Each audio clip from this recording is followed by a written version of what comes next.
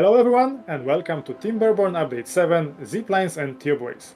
My name is Michal, I'm the communication manager for Timberborn, and today I'm joining our game designer named Adrian in showing you the cool new stuff added with Timberborn Update 7 Ziplines and Tubeways.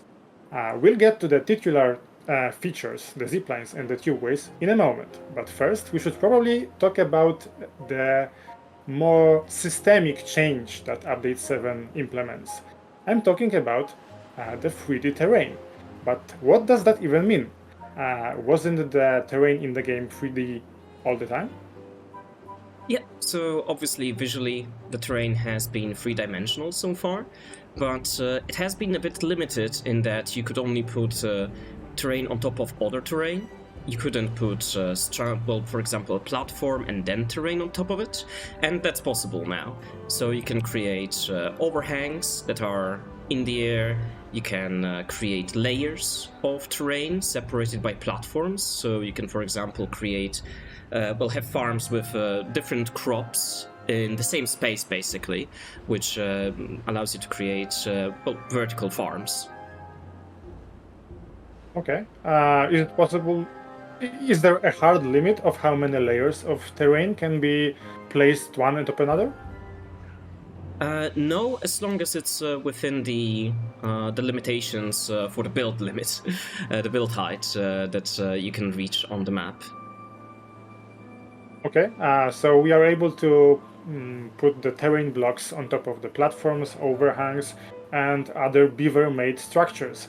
But has anything changed in terms of how the 3D terrain is sculpted in the map editor? How just natural terrain looks in the game right now? Yeah, so we have new options for terrain, and that works for the map editor and the actual city building part of the game. So, for example, in the map editor, you have some new tools that allow you to create just hanging terrain, which allows you to create some caves or tunnels, and this is one example of them. So we have this bedwater lake here, and it's partially covered by this collapsed terrain roof. And as you can see, this terrain doesn't have anything below it, it's just attached to the side. And that's thanks to part of the 3D terrain expansion, which allows you to stick terrain to the sides of existing terrain as well, not just on top of it or to this, on top of the other structures. Okay, so if you if we wanted to recreate that cave in the game by sending our beaver builders to do something similar, is it possible? Yeah, you can just use the existing terrain block, which you were using until now if you did any terraforming, and you can just start the interaction at the side of the block and just drag it. And there's a limit. So we can only go 3 tiles away from terrain. We can't build beyond that. This works because this terrain is to the side here. But as you can see, I can't drag it any further than this. We could, though, do something similar that we can already do with the metal overhangs that the beavers build. And that's build a little sideways, a little like reversed stair setup. So this would not have limits, but well, it's part of an arch, which cat here. It's part of an arch, which is a very strong structure in reality. So let's just say it works. Okay, but even though we do not put a hard limit in terms of how many stair-like structures like this you can build, the physics will not cause some sort of a collapse. You can actually cause a collapse by deleting the structures that are supporting a structure like the one that you have shown us. So how does it work? Will the buildings that were placed on the deleted terrace, for example, will they also be gone? Yeah, so it's just like with deleting bigger structures until now. The terrain basically acts part of that bigger structure. So the terrain will be gone, and anything that it was supporting will be gone as well. And if the deletion of the terrain just interacts with the rule that I showed just before that, and for example some requirement is no longer fulfilled, the terrain will also collapse. Okay. So you should probably be careful when you start playing with the terrain, because you can cause some irreversible damage to your settlement. But this is the point where we should probably address the elephant in the room, or in this case, the beavers flying, riding on the ziplines in the middle of your screen. What is that network, that spiderweb-like network of ziplines that we see here right now? Yeah, so these are the ziplines, which are the Folktales version of fast transportation that we've added in Update 7. And yeah, beavers will use it next to the path. Well, they will use it instead of paths if the connection is faster, because the movement of the ziplines is faster. And they work within the same district, so we can't connect between districts. And you could even go as far as create pretty much separated islands of zipline connections, and then have no paths going between them. Although you still have to connect the buildings themselves. And what is the actual purpose of the ziplines? You mentioned that they make the beavers go faster. I think it's like 4 times as fast. But what is the goal of adding that feature to the game? Yeah, so this is one of the optimizations you can do in the end game when it comes to just your beaver movement.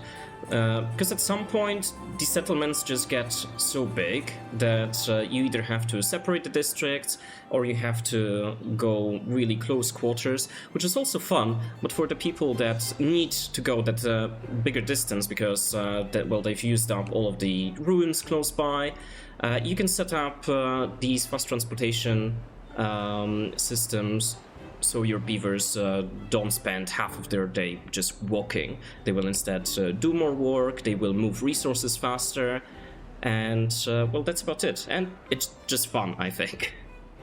Yeah, it's definitely fun, and we should probably add that it also allows the bots to travel. It's not just the beavers, it's also the bots. And it's also possible to carry the goods with you on your zipline thrill-pulled ride.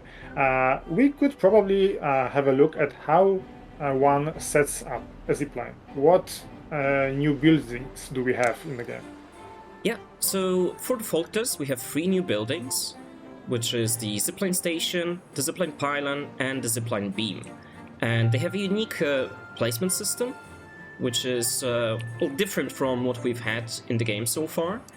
So, for example, the station is used as the start of the connections, and then the pylons and beams help with moving those connections further.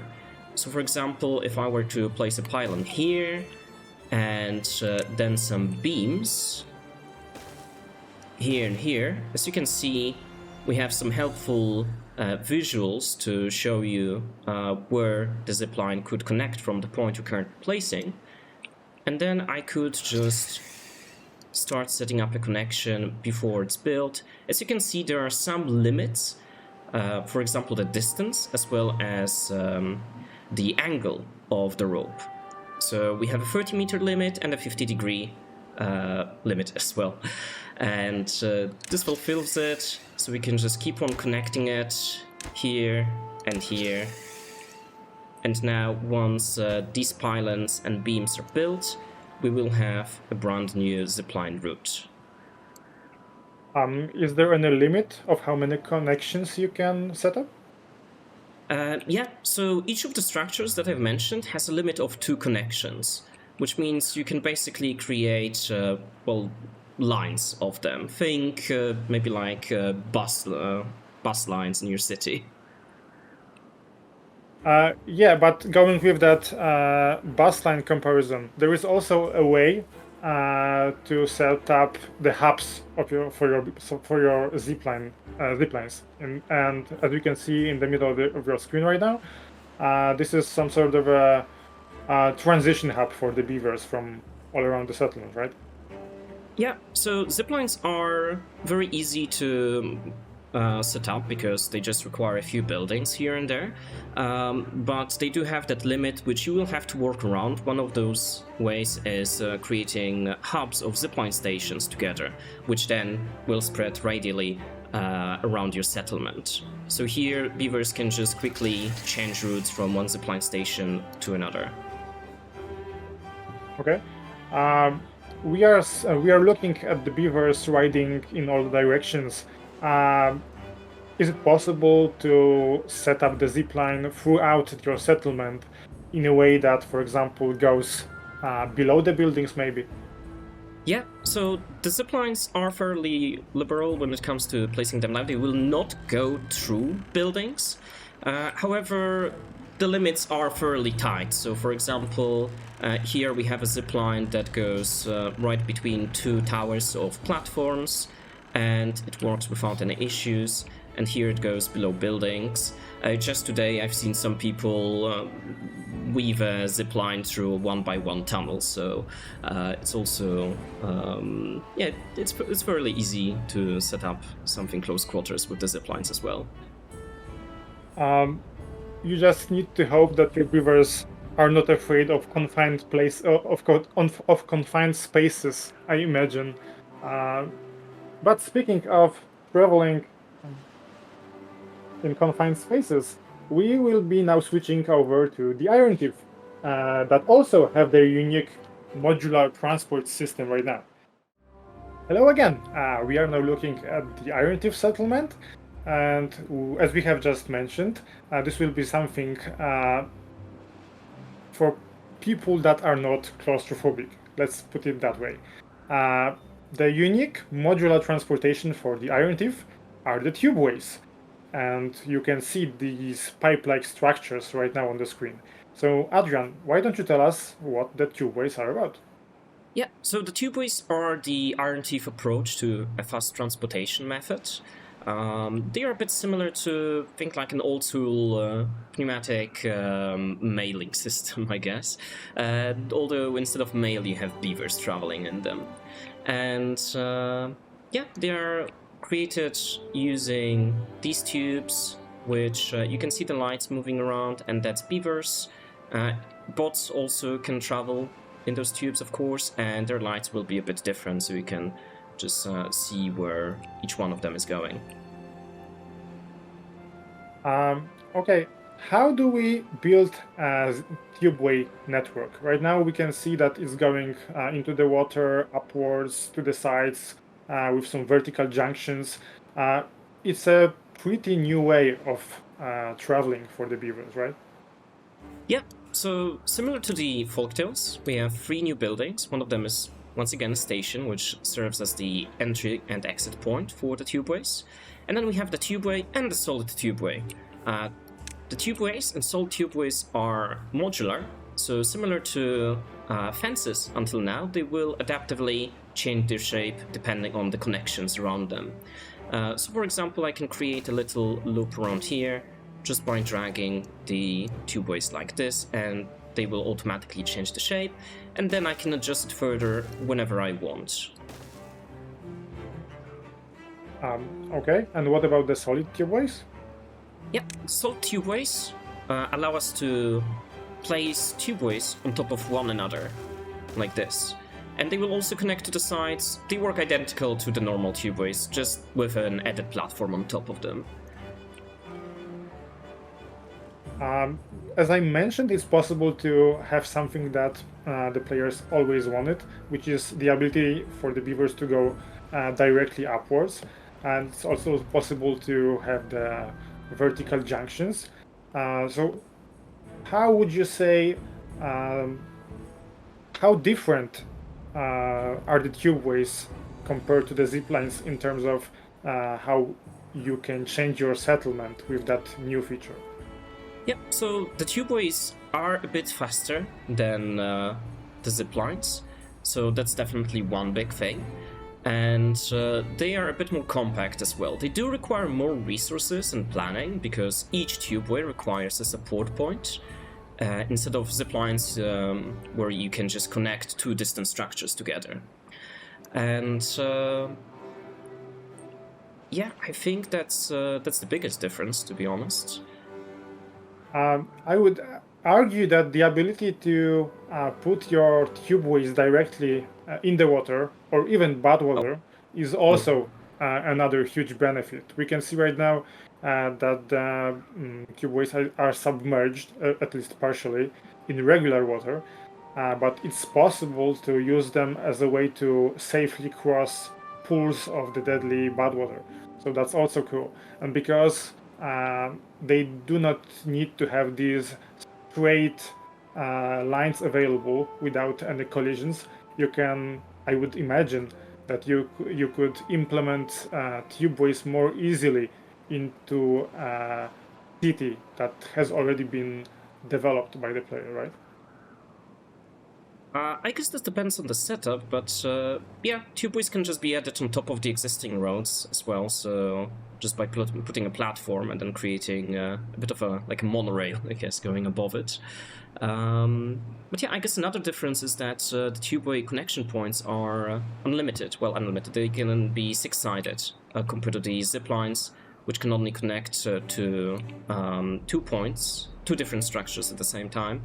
And with the tubeways, you just create this one large network full of intersections. Okay. Speaking of intersections, after we revealed the tubeways and how adaptive they are, we also made a similar change to the power shafts, which are now also modular. Can you show us how this works? Yeah, we don't really have a perfect place for it here right now, but just to give you an example, similar to the tubeways, we have a power shaft and a solid power shaft, which behave pretty much identically, they just look different. And obviously they transport power.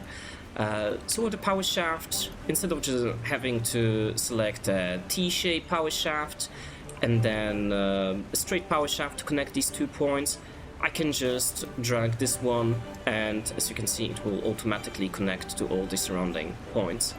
And then if I wanted to connect it to this fermenter up here, I can just toss this one out and then toss in some solid power shafts, and it will connect to it just like that. Perfect.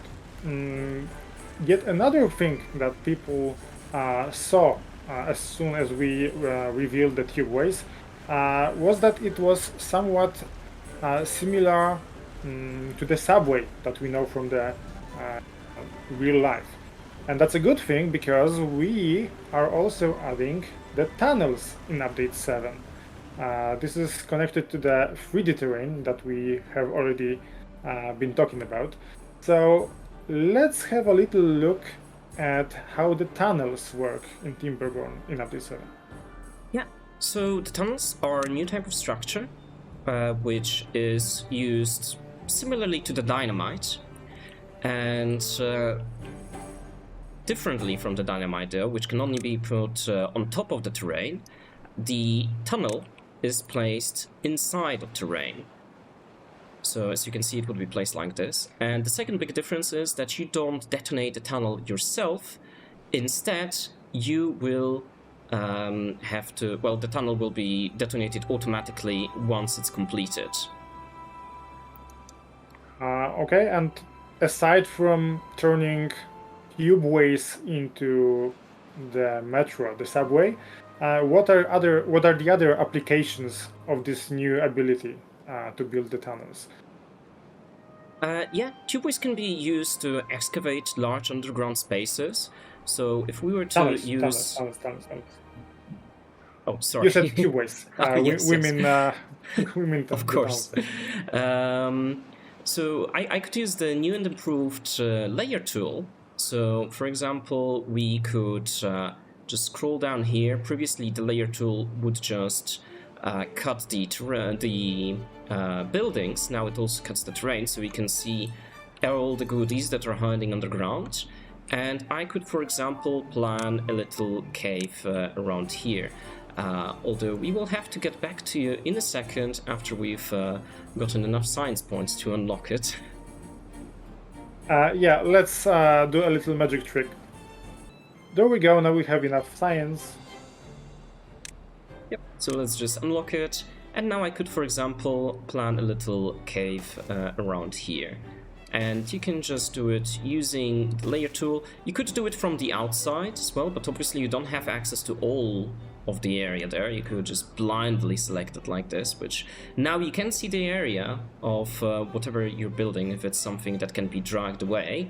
However, I recommend just having a good look around just to make sure that you don't delete something important, or maybe you are just going to excavate surprise bedwater source that will flood you. We don't really have any surprises hidden on our maps like that, but if you are a fan of custom maps on our workshop or in Mod.io, they might hide little nasty tricks like that. We may not have any nasty tricks prepared, but there is actually a little secret here on this map that we can unveil using the new layer tool. So if you could look around with the layer tool, maybe we'll find something? Yes, so there is, well, if you know the Helix mountain map, something doesn't really seem right, and that's this little mountain here, so we can check what it's hiding inside. So let's just keep on lowering the layer tool, and lo and behold, it's a ruin underneath terrain. Yay! That's a secret. That's a treasure hidden by the puny humans for your beavers. So we should probably get to that treasure. So let's use the tunnels and maybe the tubeways together. Yeah, we can just put down tunnels like this, and let's make sure that our priority is the highest possible. And if we want to combine the tubeways, it is possible to build from within tubeways. So for example, if you were to create a large line of tubeways just going beyond the village, the beavers will just build from inside of it. Practically, they are paths, just really fast. Yeah, we're gonna have to do a little solid tubeway, and then just drag some tubeways here in preparation for the tunnels being built. So let's skip ahead a little bit, fast forward the time. Yeah, as we are waiting for the beavers to finish the tunnel, there were many other changes in update 7 that we will not be able to get into in much detail. But for example, the game was pretty rebalanced with this new update. And since Adrian was in charge of making this rebalances, what are the main differences compared to the in-game balance in update 6 and now in update 7? Yeah, so the biggest differences were definitely made to the early game. For example, we've buffed the birch log output, which should make them a little bit more viable for the start of the game, and they should overall just make your game start a little bit faster. So less waiting for oaks. Birches are now an actual option, we hope. And besides that, some of the buildings have been made cheaper. We've just taken a look around of stuff that didn't really match the other buildings in values. And yeah, those I think were the most significant balance changes. Okay. And yet another area of the game that Adrian was heavily involved in was the map reworks. Correct me if I'm wrong, but I think all maps, or almost all maps in the game, have been revised to match the update 7 content better.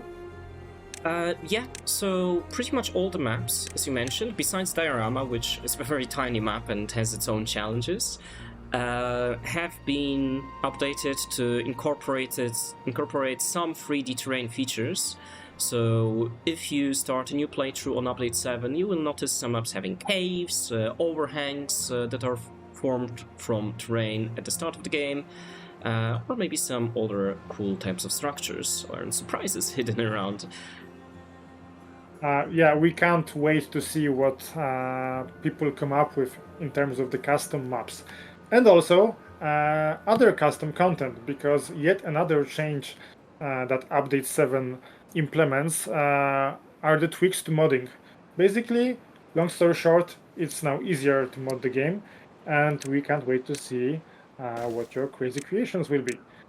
And this is a good moment to go back to our treasure chamber, I think. Yeah. So There we go. we just reached it. Obviously, you could just create a path through here, but we wanted to be extra fancy and extra efficient by putting a station right next to the scavenger flag, which can now gather the scrap and then transport it really fast through the tubeway. Yeah, can we get a closer look at how they travel through that? Well, we could just follow him, if that's what you mean. Yeah, I was about to say we actually didn't have a closer look at the tunnel being built. Yeah, but now we can see that the beavers are there. They are traveling at the speed of light, almost. And there we go. Yep, he's gone to bed. And I think it's our time to go to the to our beds as well. So thank you very much for joining us in this broadcast. To sum up, Timberborn Update 7, Ziplines and Tubeways is available right now on all our platforms. And the main features of the update are obviously the ziplines and the tubeways, but also the 3D terrain that also includes the tunnels. The game was rebalanced, the maps were revised, the modding is now easier, the power shafts are adaptive. Long story short, it's a perfect moment to pick up the game, and I hope you will do just that. Having said that, thank you very much for joining us, and have a great day. Thank you, bye!